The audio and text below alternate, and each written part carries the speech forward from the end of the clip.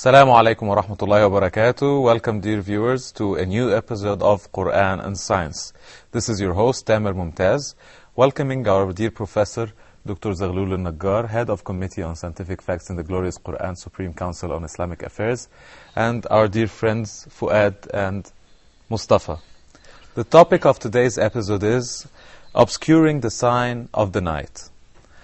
But first, before we go to this topic, Professor, we'll listen to a recitation of the ayah of the verse dealing with this topic from Surah Al-Isra, verse number 12. وَجَعَلْنَا اللَّيْلَ وَالنَّهَارَ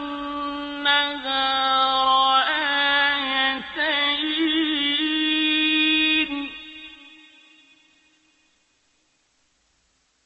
فَمَحَوْنَا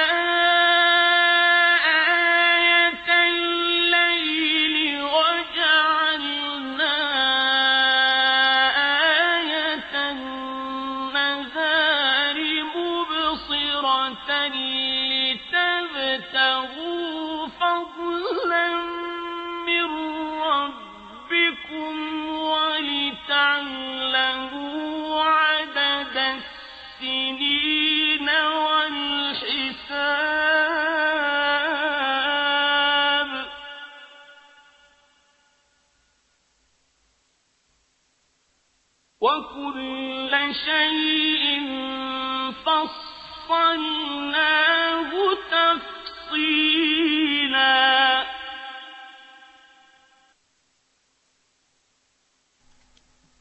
We made the night and day as two signs. We obliterated the sign of the night, and we made the sign of the day its sight-giving, that you may seek the bounty of your Lord, and that you may know the number of years and the reckoning of time. And all things we have explained in detail. Professor Zaghloul, Yes. what does obscuring the sign of the night mean?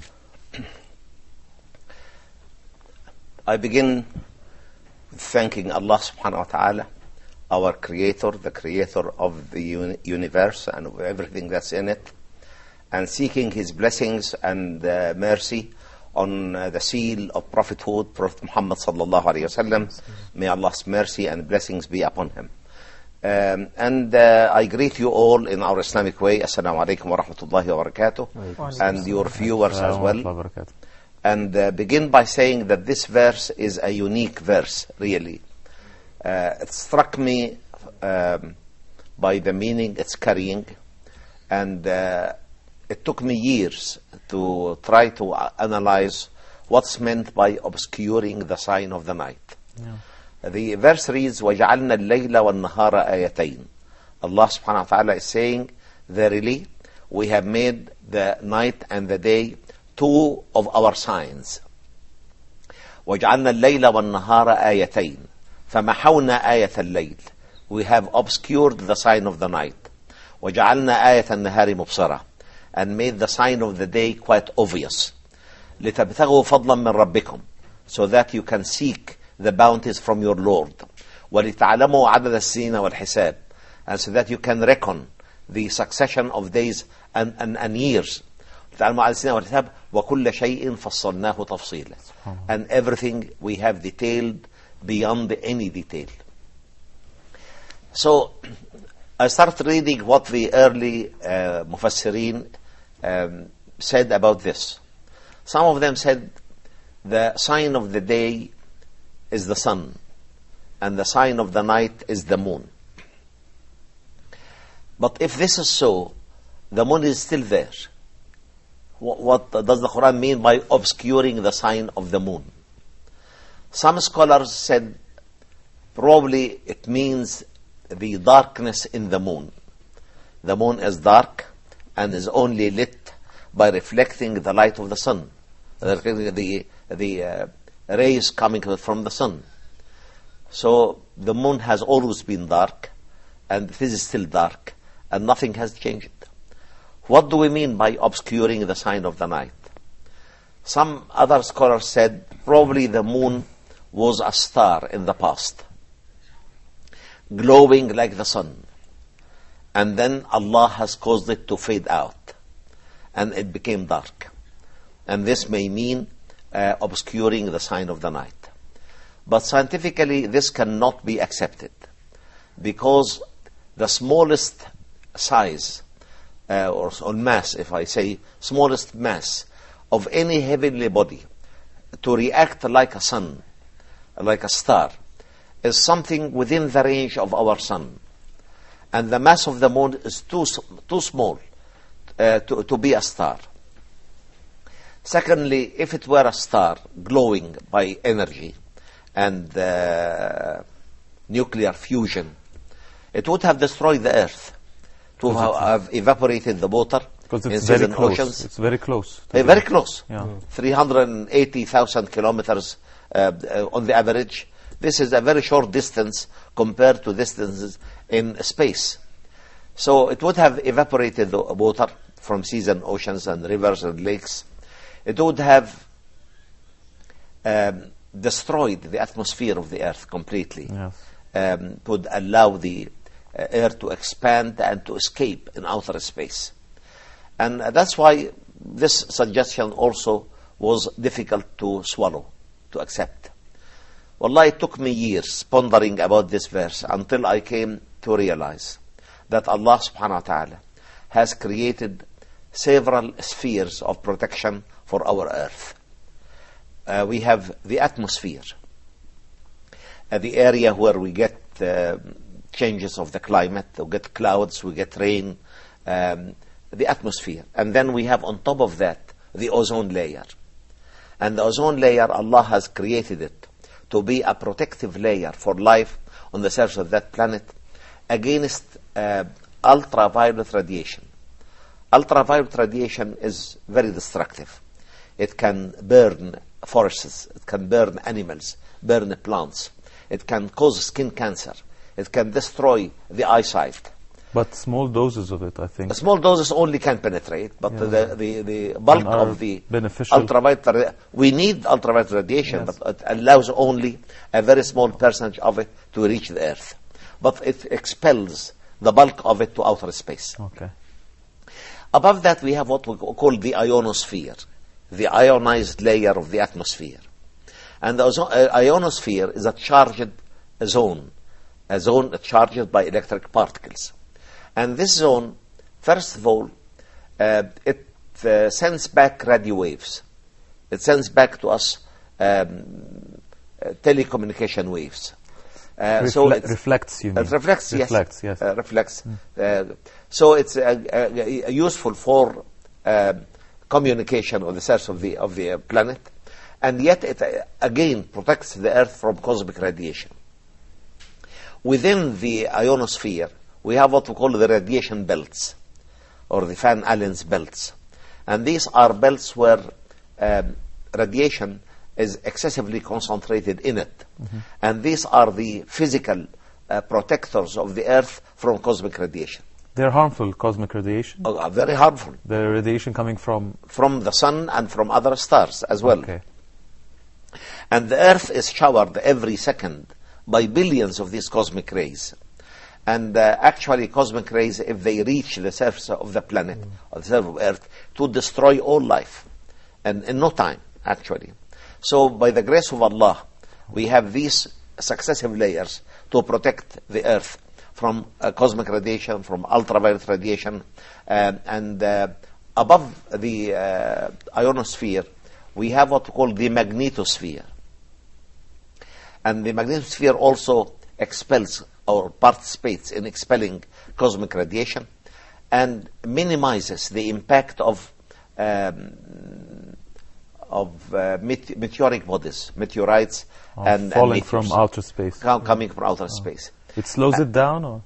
No, it slows it down, and of course by friction it can minimize its mass, you see. Yes, okay. And after the magnetosphere we have the exosphere. And the exosphere also plays a very important role in minimizing the dangers of cosmic radiation as well as meteors and meteorites. So we have layers of filters. They are spheres. Wow. They envelop the Earth completely. Right. Spheres, you see it.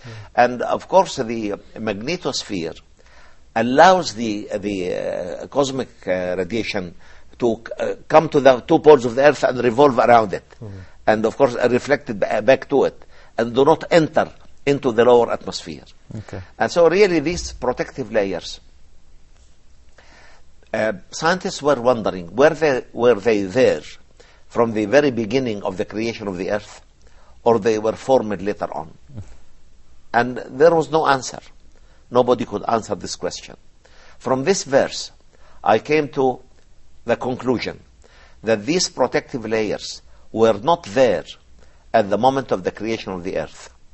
And Allah subhanahu wa ta'ala created them successively later on. Why did I reach that conclusion? There is a phenomenon called aurora. Aurora borealis, aurora antarctica. Aurora is a sort of light that comes at the middle of the night and as glowing as the real dawn. And nobody could explain the origin of this phenomenon until the space travel. You see, it was discovered in the early part of the 20th century, but it was not explained until the middle of the 1950s when space travel to the space started. Yes. When space travel started, they came to realize that this phenomenon comes from the impact of cosmic radiation on the atmosphere. As cosmic radiations come, they are charged particles, so they react with any electricity in the atmosphere, and they glow the atmosphere. This glow is seen only in polar regions. It's not seen all over the globe, only around the two poles, around the northern pole, why is that? around the southern pole. Why? Because all these protective layers are lenticular in structure. They thicken at the equator and they thin out at the two poles. And by the mercy of Allah subhanahu wa ta'ala, there is no much life at the two poles, and that's why they do not need that protective layer. Due to the thinness of the protective layers of the atmosphere, the glowing of the impact of cosmic radiation with our atmosphere is seen only at the polar regions, and they are not seen in the rest of the globe as a mercy from Allah subhanahu wa ta'ala. From this I concluded that in the early days of the creation of the earth, the night of the earth was glowing by the impact of cosmic radiation, and the day was glowing by the sun radiation. Out of the mercy of Allah subhanahu wa ta'ala, He wanted day and night so that people can reckon time. People can have time to rest and time to work. People can have time for enjoying their lives at ease and times at hard work. And if we did not have the alternation of day and night, it would have been impossible for us to reckon time or record events or know history. So Allah started creating these protective layers. Of course, as I said earlier, by His instruction, be and it will be. But He made it in a gradual pattern so that we can understand this. But these layers, I beg your pardon. the layers, how were they determined? Of course, they were studied, you see, layer after layer. There are a special field of study of the atmosphere. Atmospheric conditions, of course, climatic conditions are studied by a certain group of scientists that concentrate on the study of the atmosphere. For example, how did they know that, okay, this is the atmosphere, this is the ozonosphere, this is the ionosphere, like Of course, that? because these have been studied very And carefully. because of the makeup also, the structural makeup of these Yes, they the are properties. different. You see, you get a steady change in density of matter Okay. as you proceed from sea level upwards. A steady change in chemical composition of the air itself. Of course, you get, as you go up, the concentration of oxygen goes down. You get more harmful gases like hydrogen and helium, and so on. So you can differentiate these layers, layer after layer, by its physico-chemical characteristics, as well as you can send waves and study them. You can really send waves to these layers and study them layer after layer. And atmospheric science is a special science by itself. So I came to the conclusion that these layers were not created at the beginning of the creation of the Earth.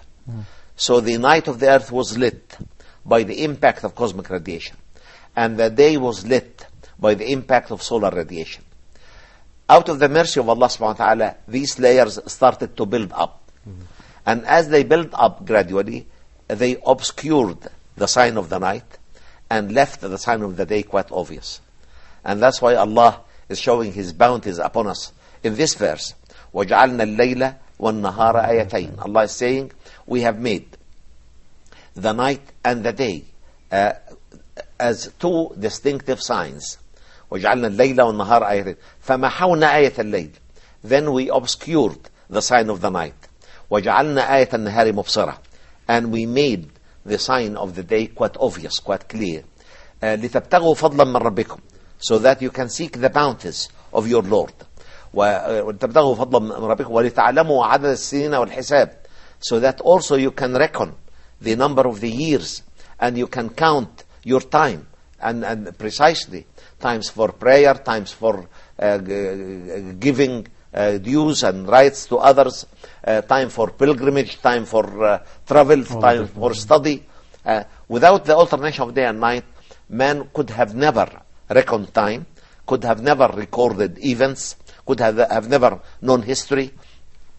And this is a grace from Allah subhanahu wa ta'ala, that He has obscured the sign of the night and left the sign of the day quite obvious for us. Dr. Zaghloul, I have a question, but we'll go for a short break, and then after the break we'll continue. Okay, inshallah. Thank you.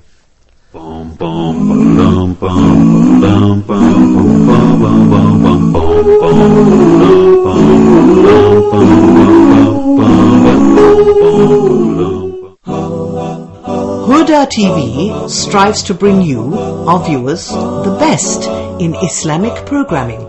Please send your comments and suggestions to feedback at huda.tv.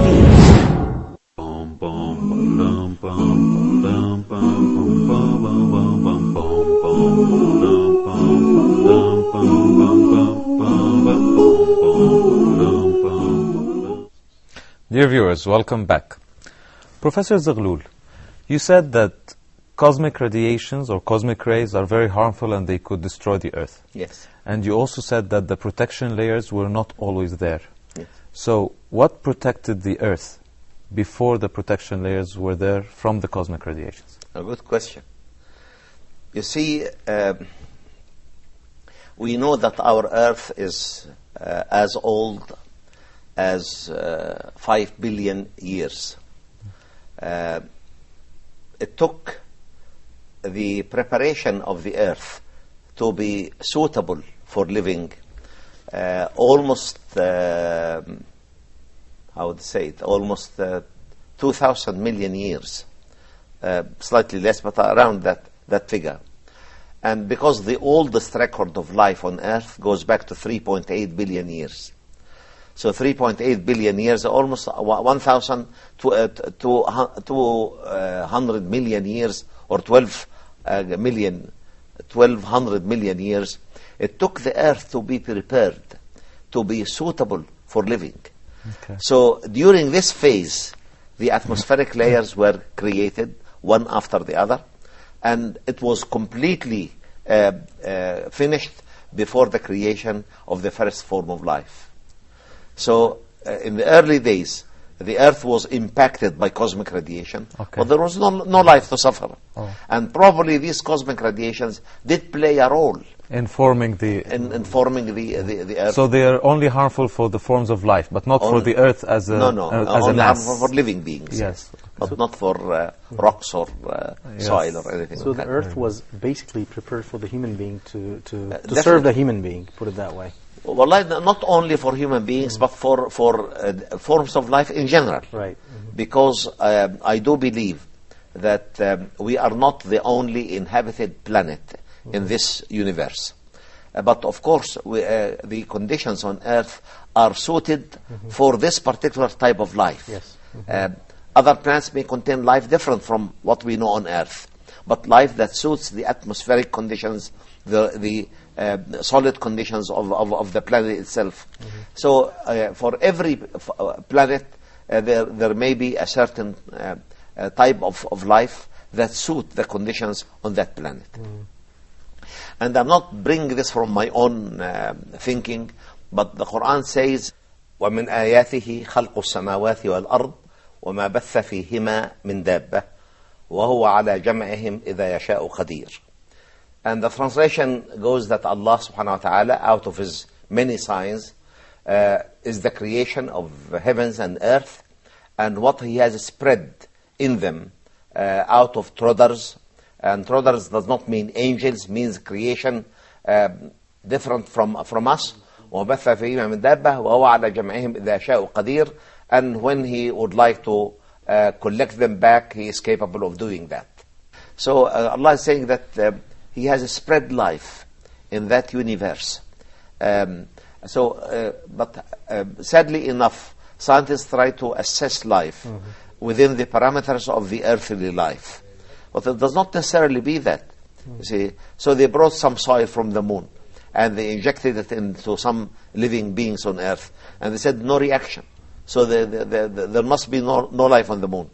I'm not saying that there is life on the moon, but I'm saying that there could be certain form of life that is different from ours. Our life is built from carbon, hydrogen, oxygen, nitrogen, and sulfur. The basis of life in other planets or other heavenly bodies must be different from life on Earth. But you were saying that the layers weren't always there. Is there proof, any proof, like for example, cosmic rays hitting the Earth? Yes. The cosmic rays must have changed some of the properties of Earth. Oh, definitely. Is there any proof from scientists that... Well, I don't have proof myself, but I'm sure if this point was studied carefully, it could be proved, really. Because the Earth was really showered by cosmic radiation for at least 1,200 million years until these protective layers were created. And once they were created in full and the Earth was protected from these excessive cosmic radiations, Allah started creating life by His instruction, and it was. And life remained in the sea for almost 3,400 million years in water. And there was no life on land at all. Because the oldest record of life on land goes back to 400 million years. The oldest record of life in general on Earth goes back to 3.8 billion years. So when Allah says, وَجَعَلْنَا مِنَ الْمَاءِ كُلَّ شَيْءٍ حَيٍّ, it can reflect on that. We have created out of water every living being. So it reflects on the fact that life remained in water for 3.4 billion years before life was created on land. And this again for a wisdom. Because we see that plant life preceded the creation of animal life. Because animals can rely on plants for their food. To serve the cycle of life. The cycle of life, yes. Plants can process their own food from the soil, from the minerals in the soil. It does not need animals, but animals need plants. So plants were first created, then animals. Plants play a role in enriching the atmosphere with oxygen. And land life needs oxygen, especially animal life and human life. So the process was gradual, really. And I repeat again, Allah subhanahu wa ta'ala is capable of ordering things be and it will be, yet He has created things in stages so that we as human beings can perceive the process of creation, can understand the laws of creation, and can apply these laws for bettering life on the surface of that planet. Also, Doctor, this graduity also matches with the verse in the Quran, إِنِّي جَعَلٌ فِي الْأَرْضِ خَلِيفَةً. That means that the earth was there before the human being. Yes. And it goes... Yes, indeed. Yes, indeed. Yes, indeed. Allah. So, this graduality is for a wisdom. Because, say for example, if all forms of life was created in one go, and Allah is capable of that, create everything in one go, be and it will be, we could never differentiate one rock layer from the other. Yes. Because we differentiate rock layers on the basis of their content of fossils, of the remains of life. So I can date rocks by the remains of life. I can follow earth wealths like groundwater, oil, gas, phosphate deposits, coal deposits, or any other type of mineral wealth by means of dating the rocks. If I date the rocks properly, I can trace the wealths of the earth easily. And if all the rocks contain the same fossils, this process of differentiating one layer from the other would have been impossible for us. So there is a wisdom behind the graduality in creation, and we admit that Allah subhanahu wa ta'ala is capable of ordering things be and it will be. So graduality in creation was because of our weakness, not because of our own weaknesses. Yes, indeed. Okay. Professor Zaghloul, what you were saying that the layers were not always there, is this, we can consider it as a fact or a theory? As a fact or a theory? The graduality of the creation of these layers is my conclusion from this verse. Yes. And nobody has reached that conclusion before. Okay. And I started from the Quran, and I reached that conclusion. It needs a verification. Needs more. We are working research on it now, yes. to assess the fact that these layers were created in a process of graduality. They were not there in the very first moment of the creation of the earth. And as Fuad justifiably said, if we can study the rocks of the earth and see the impact of these cosmic radiations, which will be there, because nothing happens without leaving a record behind. Yes. You see, every single earthquake, every single volcanic eruption, every single mountain building movement is recorded in the rocks of the earth and can be easily read by geologists. Yes. And that's why I'm saying that for this verse, I start from the Quran and I reach that conclusion. And this conclusion needs experimental verification by studying whether in older rocks we had more impact of cosmic radiations or not, to prove that these layers were there or not. So sometimes you start from the conclusions and sometimes you start from the Quran. And really I use this to testify to people that we as Muslims, believing in the Holy Quran being the word of the Creator subhanahu wa ta'ala in its divine purity, everything in it is correct. We could have started from the Quran and reached more basic scientific conclusions before any other body else. Yes, subhanAllah. With the creation, you obscuring the night and the layers, how do they come in?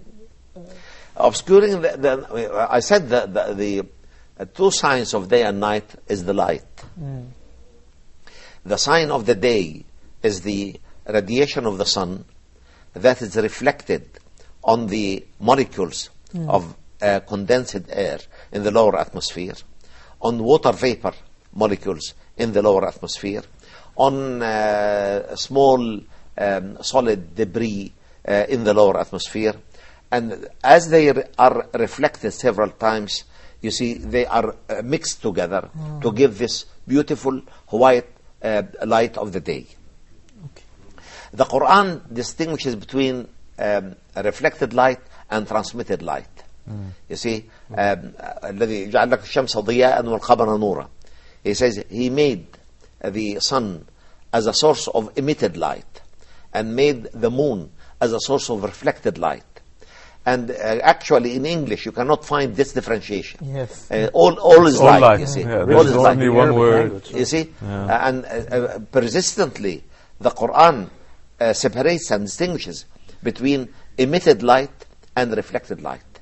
Emitted light from a source of energy that's emitting magnetic waves, electromagnetic waves, that's emitting electromagnetic waves, and the reflected light, when these waves fall onto a solid dark body, they are reflected as white light.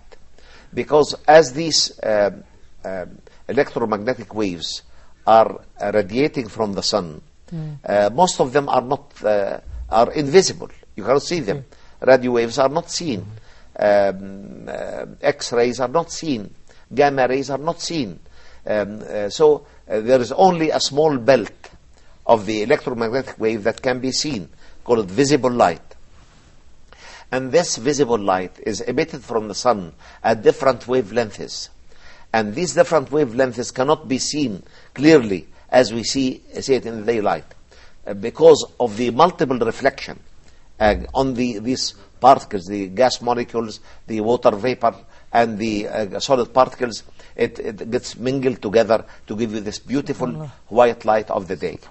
And that's why you have an experiment where you can put the 7 colors of the spectrum on a ring, and if you speed it quickly, it will give you white light. White light. Subhanallah. Subhanallah. We are amazed at this, and we hope that we react in the way that Allah subhanahu wa ta'ala wants us to react. Inshallah. Sadly, you have come to the end of this episode. Till the next episode, thank you, Professor Zaghloul. Thank you, Brother Fuad, Brother Mustafa. Thank you, dear viewers. Assalamu alaikum wa rahmatullahi wa barakatuh. Bum,